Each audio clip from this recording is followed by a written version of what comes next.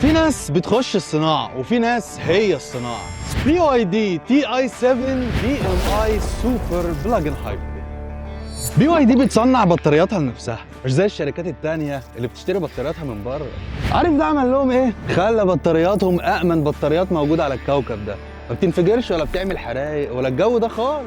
البليد باتري اختراع BYD العظيم. تخيل بقى الاختراع ده لما يتحط على عربيه بحجم اللاند كروزر. انت عارف اللاند كروزر بكام النهارده؟ اهي دي بقى بربع الثمن. TI7 تكنولوجي انتليجنس. ده مش ترجمه حرفيه، انا لسه محددها دلوقتي. العربيه طولها 5 متر يا جماعه، يا خبر ابيض، دبابه متحركه على الارض. بيصنفوها في عالم السيارات بادفنتشر ميد سايز SUV، عربيه SUV كبيره تصلح للمغامرات والشقاوه. دورين يا معلم بتطلعها بسلالم، لو فاكر انك تخش عادي كده زي اي عربيه، لا مش هينفع. رجلك الشمال، ايدك اليمين، هوبا، الله ينور عليك. 275 حصان و315 نيوتن دفع امامي للعجلات. عايز اقول لكم ان المنصور جايبين منها نسخه 475 حصان و630 نيوتن دفع كل للعجلات، بتمشي على اي حاجه خلقها ربنا.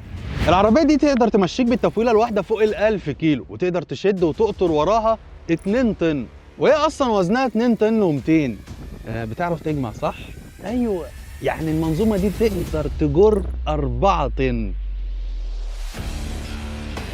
ده احنا ما كناش عايشين زمان والله. BYD نقلت العربيات في حته تانية. سؤال بقى، عمرك فكرت ايه هي اغلى حاجه في صناعه اي عربيه؟ اغلى حاجه هي الشاسيه.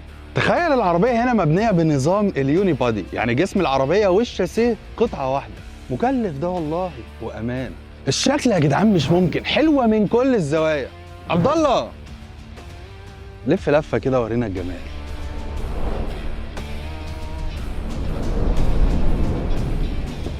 وحش مش كده؟